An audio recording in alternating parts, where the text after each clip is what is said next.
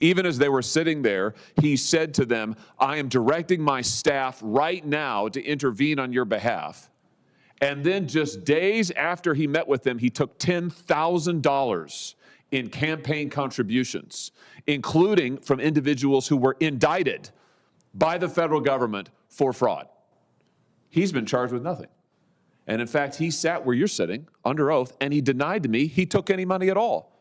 I've got it right here. It's in his own campaign finance reports. Welcome back to Freedom Forge, where we keep the fires of liberty burning and always seek the truth, even when our leaders want it covered up. If you believe government transparency and accountability matter, hit that like button, subscribe, and turn on notifications. That's how we keep the message alive in a world that would rather see the truth buried. Today, we're diving straight into a bombshell Senate hearing. And folks, you don't want to miss this. This isn't just another bureaucratic snooze fest. We're talking about jaw-dropping federal fraud on a scale that's almost too massive to comprehend.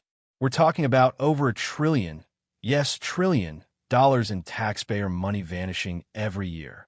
That's not some right-wing conspiracy theory. That's what LexisNexis told Congress, under oath.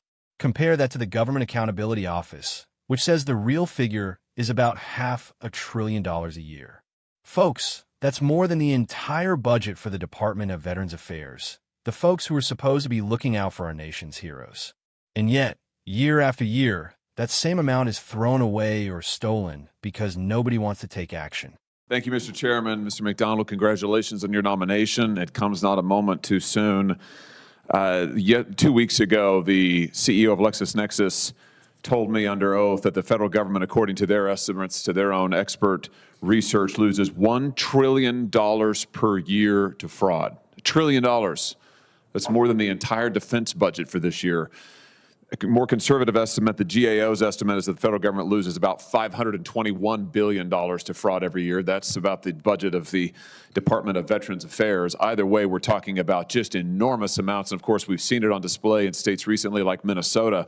And my question to you is, are we going to see some more accountability coming for the fraud that has been perpetrated on this country, particularly in places like Minnesota? I mean, is accountability coming? Senator, our goal will be to bring accountability. It will not be easy, but we will work tirelessly to bring that accountability to ensure that the fraud that we are seeing annually is erased. Let me just give you one example of the kind of accountability I think we need to see. The Attorney General of the state of Minnesota, Keith Ellison, was in front of a committee of mine, and under oath, I would just say, just a couple of weeks ago. Mr. Ellison is right at the center of the scandal, the Somali fraud scandal that has rocked that state. Just to take one piece of it, a group called Feeding Our Future, as you probably know, defrauded the federal government of at least $250 million. $250 million that did not go to feed the homeless. It did not go to feed the poor. It did not go to feed children. Instead, it bought yachts. It bought luxury planes. It bought fancy vacations. It was smuggled out of the Minneapolis airport in suitcases. 12,000 pounds of $100 bills smuggled out of the Minneapolis airport in suitcases, for heaven's sake. 60 people, I think, have been charged with wrongdoing as part of this corruption scheme. But here's the deal. The leaders of this organization, this fraud outfit, came and met with the Attorney General, Keith Ellison, directly. They talked to him for 54 minutes. This was back in 2021, and complained to him that they were being investigated, heaven forbid. And he offered to help them. They repeatedly offered him campaign contributions, and we know this because they recorded the meeting. 54 minutes of recording that we have, because the fraudsters recorded the meeting. Ellison tried to deny it. It's all on tape.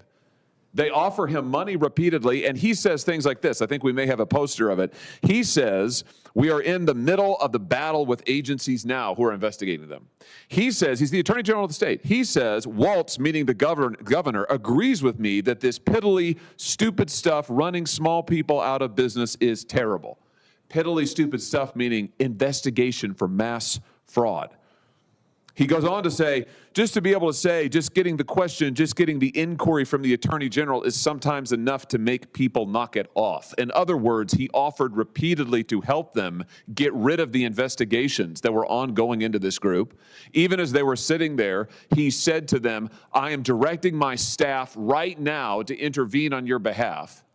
And then just days after he met with them, he took $10,000 in campaign contributions, including from individuals who were indicted by the federal government for fraud. He's been charged with nothing. And in fact, he sat where you're sitting under oath, and he denied to me he took any money at all. I've got it right here. It's in his own campaign finance reports. $10,000, including from indicted individuals and others who are associated with this group, members of this group, that defrauded the federal government of $250 million. My question to you is, are we going to see accountability for people like that? Are we going to see heads roll for people who are in the middle of this fraud and enabled it and protected the fraudsters and defended it and used their office in order to help people get away with crimes? Senator, first, that is certainly not how law enforcement is supposed to work. When there is evidence and when investigators are digging into potential crime, to then have lead law enforcement try to close up that shop and turn away the investigators. That's not how law enforcement is supposed to work, and it's certainly not how law enforcement is going to work in the Department of Justice and in the National Fraud Enforcement Division. We will be, the vision that we have is a division that is large enough where no fraud is too big and no fraud is too small, so that we can reach all actors within the chain of criminal culpability, and no one more than that, only those within the chain of criminal culpability. Those are the ones that we are going to be looking after, investigating, and following the facts without fear or favor. Good. I think that's absolutely vital. I think it's long overdue. You said that no fraud is too big or too small. I hope that will also mean that no elected official is too big or too small, because those who helped enable this fraud, those who stopped investigations, they should be prosecuted too. If we don't get accountability, as you know, Mr. McDonald, this will never stop, and we need accountability now. So what was this Senate hearing about? Senator Josh Hawley grilling Mr. McDonald, president's nominee to head up federal fraud enforcement, over whether Americans will ever see real accountability for this level of corruption. And a prime example? The state of Minnesota, ground zero for a fraud scandal so outrageous, so brazen, it should keep every single taxpayer up at night. Let me lay this out for you, because you're sure not going to get this level of detail from the so-called mainstream media. There's a supposedly charitable group called Feeding Our Future in Minnesota. Their fake mission? Providing meals for vulnerable children. The reality? They ripped off at least $250 million, money meant to feed the mouths of the homeless, the poor, and kids in need. Instead, it funded luxury yachts, private planes, and international vacations. Millions in cash were literally smuggled out of the country in suitcases loaded with $100 bills. 60 people charged so far. Just let that rattle around in your head for a second. But here's where it gets even uglier. One of the highest officials in the state, Minnesota Attorney General Keith Ellison, sat down for nearly an hour, on tape, with the ringleaders of this fraud. What do they discuss? These criminal masterminds complained about being investigated and actually offered campaign contributions right there in the meeting. And what did Ellison do? He didn't throw them out. He didn't call the cops.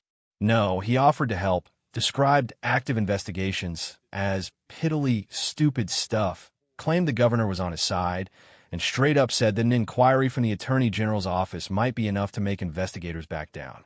This isn't just my opinion. It's on tape because the criminals themselves recorded it. Days later, Ellison's campaign bagged $10,000 in contributions, including from these very same fraudsters. Now put yourself in the shoes of an ordinary, law-abiding American. Imagine what would happen if you or I tried that. Yet Ellison hasn't been charged. He denies any wrongdoing under oath. But the campaign finance records and federal indictments say otherwise. What's the response from the supposed next federal fraud chief, Mr. McDonald? To his credit, he says that kind of law enforcement, protecting criminals instead of investigating them, will have no place if he's confirmed. He says nobody should be above accountability, and fraud whether at a few thousand or hundreds of millions, deserves to be rooted out. Hawley presses him. Will that standard apply even to elected officials who use their office to shield lawbreakers? McDonald says yes, but frankly, folks, we've all seen how these things go. Promises are easy. Delivering justice in Washington, D.C. is something else entirely.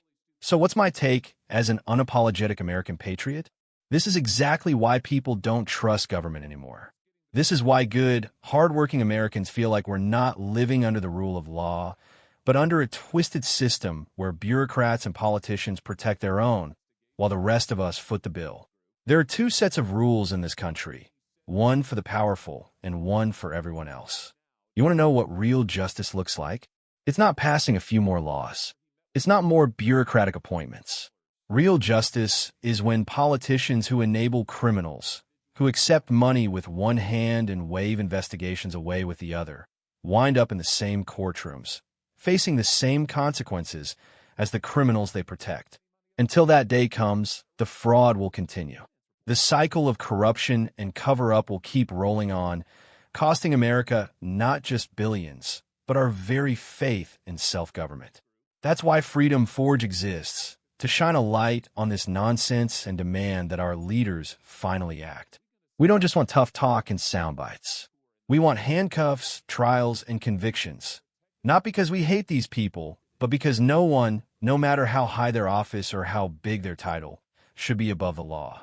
So I ask you, if you're as outraged by this as I am, share this video. Tell your friends.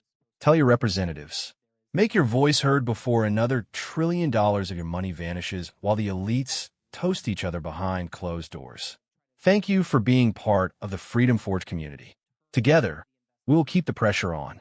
Like, subscribe, and never let them silence you. Stay vigilant, stay informed, and keep fighting for truth.